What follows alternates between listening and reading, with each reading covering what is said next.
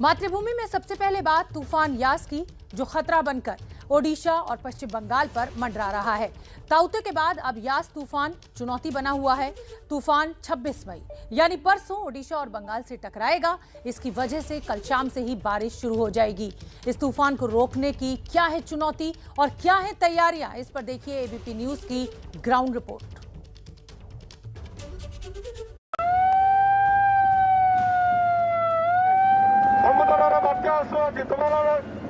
हर बार को चली जाओ।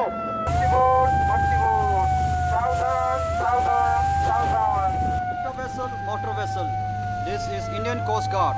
भारतीय तटरक्षक यह सूचना आपकी सुरक्षा के लिए दे रहा है। इस जगह पर चक्रवात आने की सूचना जारी की गई है। बंगाल के तटीय इलाकों में यास तूफान से निपटने की तैयारी जोरों से चल रही है। इस तूफान की वजह से बंगाल, ओडिशा के अलावा बिहार, झारखंड और सिक्किम में भी बारिश होगी।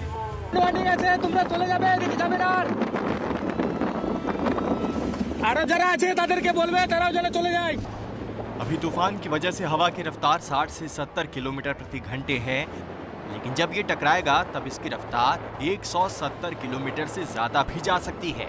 ताउते के बाद आए इस तूफान से निपटने की तैयारी पूरी है। सेना और एनडीआरएफ की टीम पहले से ही तैनात कर दी गई है। तूफान आने की संभावना है।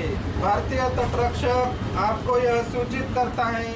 बंगाल में काफ़ी ज़्यादा अगर मैं ये कहूँ तो तैनाती है इलाकों में, खास तौर से कोस्टल एरियाज़ में, और उड़ीसा में भी उसी तरह से तैनाती की गई है। तीन बातों का सबसे पहले ध्यान रखा जा रहा है कि समुद्र इलाके में, यानी समुद्र में कोई व्यक्ति ना हो, कोई मछुआरा ना हो या फिर कोई शिप्स ना हो। दूसरी बात ध्यान में रखी जा रही है कि कोस्टल बेल्ट पर जितने भी लोग हैं उन्हें इवैक्यूएट करा के सुरक्षित स्थानों पर पहुंचाया जा सके। और तीसरा सबसे महत्वपूर्ण कि कोविड काल में भी इन चुनौतियों का सामना करने के लिए जो लोग काम कर रहे हैं उनकी सुरक्षा व्यवस्था भी उसी तरह से ध्यान में रखी जाए, जिससे जान और माल का कम से कम नुकसान हो इस तूफान में। मैडम, हमने जब ये साइक्लोन बन रहा था तभी से वेंसडे ऑनवर्ड्स हम लोगों ने फिशरमैन को और जितने भी मर्चेंट मरीन्स सी में हैं उनको कॉशन करना और वार्न करना शुरू कर दिया था। बिकॉज जो हमारा मेन मुद्दा है, मेन एम है, वो ये है कि सी में लाइफ का लॉस ना हो और प्रॉपर्टी का लॉस भी ना हो। उसके बाद से हमने लगातार अपने एयरक्राफ्ट की सॉर्टीज़ कराई हैं Orissa as well as West Bengal coast में। हमने अपने शिप्स जो हैं, आज भी हमारे शिप्स डिप्लॉयड हैं, कंटिन्यूसली हम डिप्लॉय कर रहे हैं। और हमने जितने भी वहाँ पे फिशरमैन हैं, मछुआरे प्रेजेंट हैं और मर्चेंट शिपिंग है, उन लोगों को सभी को वार्न किया है आने वाले साइक्लोन के बारे में। पश्चिम बंगाल में तूफान से पहले बंगाल सरकार के अधिकारियों ने एरियल सर्वे कर हालात का जायजा लेने की कोशिश की है। इस सर्वे के दौरान डीएम और पुलिस अधिकारी मौजूद थे। ऐसी आशंका है कि कल सुबह से कोलकाता और आसपास के इलाकों में बारिश शुरू हो जाएगी और परसों बुधवार को ये और तीव्र रूप लेगी। बंगाल के जिन इलाकों में भारी बारिश की आशंका है वो है कोलकाता, झारग्राम, मिदनापुर, उत्तर 24 परगना, दक्षिण 24 परगना, हावड़ा और हुगली। देश के पश्चिमी तट पर अभी ताउते तूफान का तांडव खत्म भी नहीं हुआ था कि देश के पूर्वी तट पर यास तूफान ने नई चुनौतियां पेश कर दी हैं। इस तूफान के 26 मई यानी परसों टकराने की आशंका है। इस तूफान से निपटने के लिए केंद्र से लेकर राज्य सरकारें पूरी तैयारी कर रही हैं। आज गृह मंत्री अमित शाह ने भी यास तूफान से निपटने के लिए समीक्षा बैठक की। बैठक में उन्होंने कहा कि कोस्टल एरिया के लोगों को जल्द से जल्द सुरक्षित जगहों पर पहुंचाया जाए ताकि किसी तरह का कोई नुकसान न हो।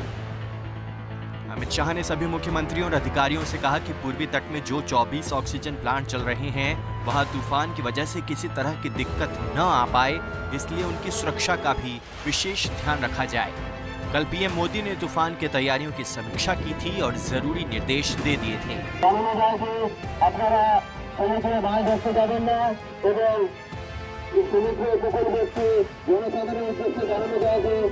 मौसम विभाग का कहना है कि कल तक यास तूफान बहुत तीव्र चक्रवाती तूफान में बदल सकता है। इसके पाराद्वीप और सागर द्वीप के बीच तट को छूने की संभावना है। ओडिशा में सबसे ज्यादा पाराद्वीप और धामरा के लिए चेतावनी जारी की गई है। लैंडफॉल प्रक्रिया के दौरान जगत सिंहपुर, केंद्रपाड़ा, भद्रक और बालेश्वर में हवा की गति 150 से 160 किलोमीटर प्रति घंटे रहेगी। इनके लिए चेतावनी जारी की गई है। पुरी, कटक, जाजपुर और मयूरभंज में हवा की गति 120 से 130 किलोमीटर प्रति घंटा रहेगी। मौसम विभाग की जारी इन तस्वीरों से आपको दिख रहा होगा कि किस तरह से बंगाल की खाड़ी में फिलहाल तूफान केंद्रित है। यही तूफान धीरे धीरे ओडिशा और बंगाल की तरफ बढ़ रहा है। चक्रवात आने की सूचना जारी की गई है। आप अपनी जान माल की सुरक्षा के लिए वापस बंदरगाह लौट जाएं। सड़कें सुनसान हैं, दुकानें बंद हैं और आप सुन सकते हैं जो आवाज़, बादल छाया हुआ है और पूरे दिन भर ये अलर्ट कर दिया गया है लोगों को कि बाहर ना निकले। ये इलाका फ़िलहाल यहाँ रेड अलर्ट जारी है और हवा की गति फ़िलहाल जो है मैं थोड़ा बहुत महसूस कर सकता हूँ। थोड़ा बहुत अभी हवाएं चल रही है, लेकिन ये गति धीरे धीरे बढ़ता रहेगा और 26 तारीख को ये यहाँ एक्सट्रीम सीवियर साइक्लोन देखा जाएगा। देखिए, ये जो साइक्लोन है ये IMD के अनुसार ये वेरी सीवियर साइक्लोनिक स्टॉर्म की कैटेगरी में आता है। वेरी सीवियर साइक्लोनिक स्टॉर्म का मतलब हुआ, विंड स्पीड से आकलन किया जाए तो 120 से लेकर 175 तक, गस्टिंग 185 तक जा सकता है। स्टेट के जो भी रिक्वेस्ट हैं उनको हम लोग अनुमोदित कर रहे हैं और टीम्स जैसे मांगी जा रही है वो दे रहे हैं और इसी तरह से NDRF टीम भी तैनात की जा रही है और जहां जरूरत हो रही है एयरलिफ्टिंग के जरिए भी उनको पहुंचाया जा रहा है।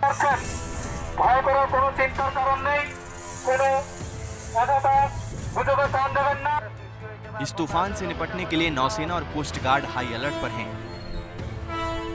इसके लिए 16 जहाज और 3 एयरक्राफ्ट समंदर में तैनात हैं। इसके अलावा बंगाल और ओडिशा में नौसेना की 8 डाइविंग टीम भी तैयार है।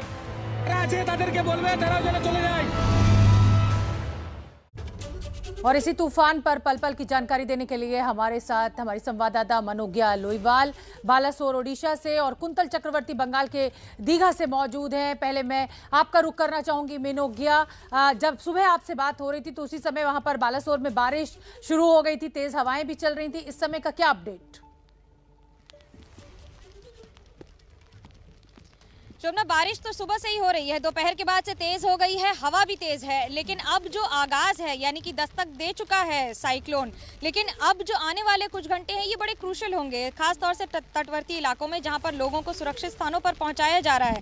न सिर्फ विधायक इस इलाके के बल्कि सारे ODRF से लेकर IG लॉ एंड ऑर्डर से लेकर कई आला अधिकारी इस समय तैनात हैं। उड़ीसा सरकार ने 800 से ज्यादा ODRF के पर्सनल को इस समय इन जगह जगह पर तैनात किया है, जिससे लोगों को सुरक्षित स्थानों पर पहुंचाया जाए और फिर वहां रखा भी जाए। बिल्कुल ठीक है, आप बनी रहिए मनोज्ञा हमारे साथ। कुंतल चक्रवर्ती बंगाल के दीघा से मौजूद हैं। कुंतल, इस समय वहां पर मौसम की क्या स्थिति है, क्योंकि 26 तारीख को हिट करना है इस तूफान को और ये कयास लगाए जा रहे हैं कि तेज हवाएं और बारिश लगभग 24 घंटे पहले शुरू हो जाएगी।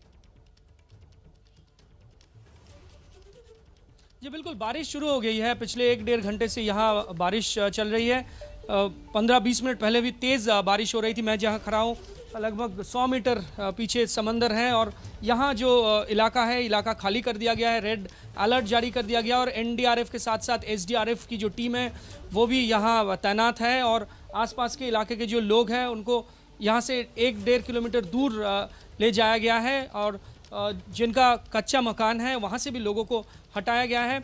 और ये जो जगह है मेरे पीछे जो इलाका है, इसमें जैसे कि मरीना बीच चेन्नई में होता है या जुहू बॉम्बे में होता है, वहाँ यहाँ भी पूरे साल भर पर्यटकों का मेला लगा रहता है। लेकिन कोरोना की वजह से पहले से ही ये इलाका खाली था पहले से, लेकिन अब ये इलाका पूरा सुनसान हो गया है। बंद दुकानें, सुनसान सड़कें आप देख सकते हैं यहाँ। और यहाँ सुबह से जो पुलिस की टीम है, जो जिला अधिकारी हैं, सभी यहाँ मेदिनीपुर के वो पहुँच गए हैं। और ये जो इलाका है पूर्वी और पश्चिम मेदिनीपुर और झारग्राम, यहाँ सबसे ज़्यादा तबाही हो सकती है। पश्चिम बंगाल में ये संभावना पहले से ही बताई जा रही है, तो इसी वजह से यहाँ रेड अलर्ट जारी कर दिया गया है और लोगों को यहाँ से सुरक्षित स्थानों में पहुँचाया जा रहा है। कल सुबह तक सबको यहाँ से सुरक्षित स्थानों में पहुँचाया जाएगा। बिल्कुल ठीक है, मनोज्ञा लगातार मेरे साथ बनी हुई है। मनोज्ञा, जिस तरीके से अनाउंसमेंट करके समुद्र में मछुआरों को हटाया जा रहा है, जो तटीय इलाके हैं वहाँ से लोगों को हटाया जा रहा है, आप जानती हैं कि ताउते तूफान ने किस कदर जिसको तबाही मचाना कहते हैं वो मचाई है। उसके बाद क्या कुछ खास एक्स्ट्रा सतर्कता आप देख रही हैं इस बार बरती जा रही है इस तूफान को देखते हुए, यास तूफान को देखते हुए? कई गुना ज़्यादा, अगर मैं ये कहूँ तो कम होगा, क्योंकि जिस तरह से डिप्लॉयमेंट है, सिर्फ 1 दर्जन एयरक्राफ्ट, Mi-17 हेलीकॉप्टर्स इस समय तैनात हैं, 4 AN-32 ये सारे मालवाहक विमान माने जाते हैं, उसके साथ डॉनियर्स भी हैं। ये तो वायुसेना और नौसेना की बात। कोस्ट गार्ड की भी उतनी ही तैनाती है। ODRF उड़ीसा में, यानी कि ओडिशा डिजास्टर रिलीफ जो फोर्स है यहाँ की, बहुत ही अपने आप में स्पेशलाइज्ड फोर्स है। वो इस तरह के माहौल के लिए, यानी इस तरह के जो समस्या होती है, सबसे बड़ी बात साइक्लोन से रिलेटेड, उसमें महारत हासिल की है उसने। यहाँ तक कि मेघालय भी गई हैं ODRF की टीम्स। जब वहाँ पर कुछ मजदूर फंस गए थे वहाँ की माइंस में, तो आप इस बात से अंदाज़ा लगा सकते हैं ODRF की स्पेशलाइजेशन का। लेकिन चुनौती इस बार कोविड है। पिछले साल अम्फन से कई शिक्षा ली गई है, लेकिन अब उस शिक्षा को इम्प्लीमेंट करने का टाइम आ गया है। तो उसमें कितनी सफलता हासिल कर पाएंगी राज्य सरकार और केंद्र सरकार, क्योंकि पिछले वर्ष एक और जहां राजनीति हो रही थी, तो वहीं दूसरी ओर वाद और विवाद हो रहा था बंगाल में अम्फन के रिलीफ को लेकर। लेकिन ओडिशा इन सबसे अछूता रहा था। 500 करोड़ केंद्र सरकार ने दिए जरूर थे।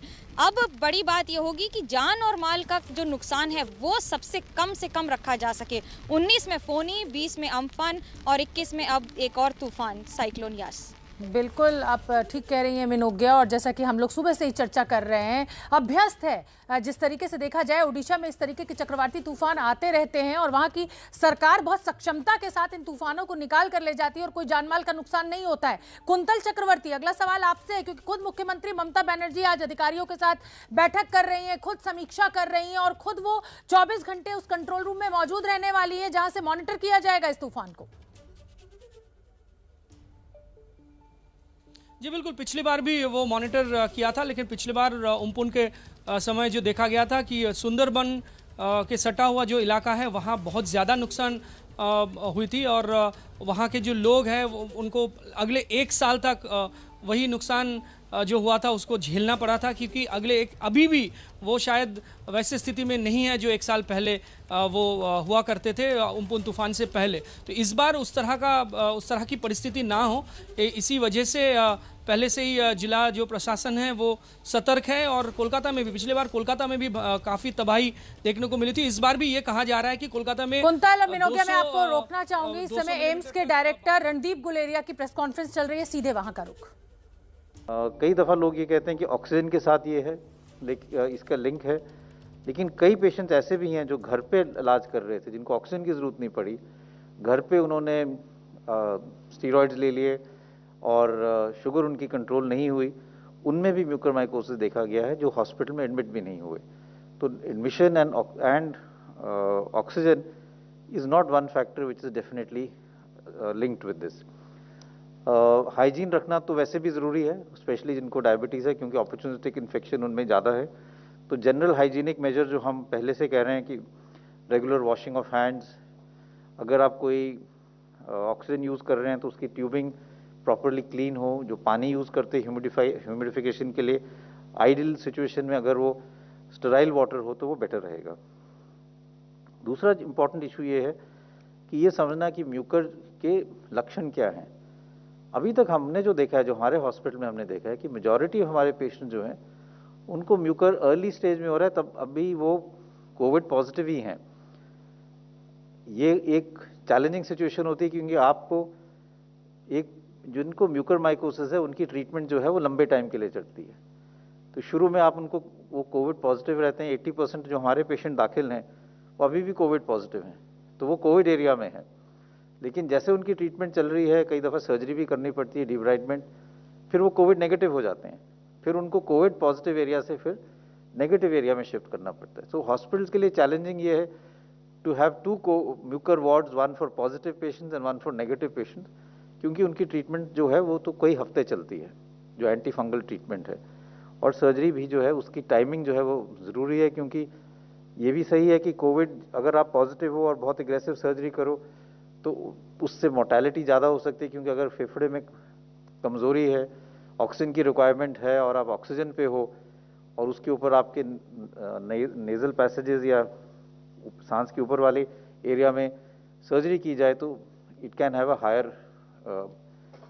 Have worse outcome. तो इसलिए ये भी समझना ज़रूरी है।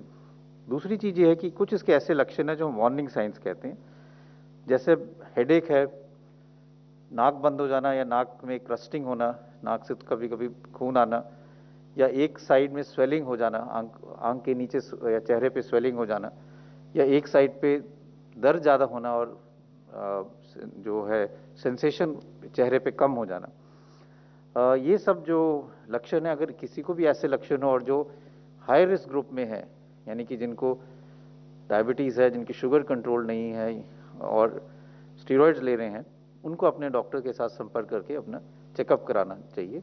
सिंपल टेस्ट है, नाक का एग्जामिनेशन, नेजल एंडोस्कोपी भी कर सकते हैं, जिससे आप नाक के अंदर देख सकते हैं और वहाँ से स्वैब और बायोप्सी भी ले सकते हैं, जिससे डायग्नोसिस भी हो सकता है और जल्दी ट्रीटमेंट शुरू करने से इसका आउटकम भी बेटर रहता है। तो ये बहुत ज़रूरी है कि हम समझें कि fungal infections by name better रहेगा रादर देन बाय कलर, क्योंकि उससे थोड़ा कन्फ्यूजन रहता है। दूसरा ये है कि एक चीज़ और मैं कहना चाहूँगा, क्योंकि अगर हम अब देखें सोसाइटी में तो there is lot of stress, anxiety in the general public, and this is a time where there is been lot of pain, sadness because of, हर एक का कोई ना कोई जानने वाला है जिसको कोविड हुआ है या जो अपनी जान गवा बैठा है। इसलिए मैं यही कहूँगा कि we must all come together to really support everyone as society, as individuals, as people collectively. कई दफ़ा हम ये कहते हैं कि this is not a pandemic of children and younger age group, कि बच्चों में सीरियस केसेस नहीं हुए, बच्चों में इतना इन्फेक्शन नहीं हुआ, और ये बात सही है, बच्चों में माइल्डर इन्फेक्शन है, बच्चों में इतना सीरियस इन्फेक्शन या एडमिशन का डेटा नहीं है, चाहे हम फर्स्ट वेव की बात करें चाहे सेकेंड वेव की। लेकिन बच्चों में या यंग एडल्ट्स में कोलैटरल डैमेज बहुत हुआ है। They are the backbone of society, they are the future of the country. लेकिन अगर हम बात करें एजुकेशन की, तो gender gap in education, stress and mental issues in children and adults, smartphone dependence and addiction, interrupted opportunities, बच्चों में कुछ एजुकेशन की जो अपॉर्चुनिटीज़ थी, पढ़ाई आगे करना चाह रहे थे, सही सब चीज़ें जो है काफ़ी हद तक इंटरप्ट हुई है। तो एम्स के डायरेक्टर रणदीप गुलेरिया को आपने सुना। जिन लोगों को कोरोना हुआ है उनमें इस फंगल इन्फेक्शन के चांसेस बहुत ज्यादा है। हाइजीन बना के रखना बेहद जरूरी। बात हरियाणा की, जहां हिसार में किसानों और पुलिस के बीच 16 मई को हुई झड़प के विरोध में आज किसान एकत्रित हुए। इस दौरान भारतीय किसान यूनियन के राष्ट्रीय प्रवक्ता राकेश टिकैत भी मौजूद रहे। बैठक में कोरोना के नियमों की धज्जियां उड़ते हुए आप देख ही सकते हैं इन तस्वीरों में। वहां पर सोशल डिस्टेंसिंग का कोई ध्यान नहीं रखा गया और ये तस्वीरें बेहद चिंताजनक है।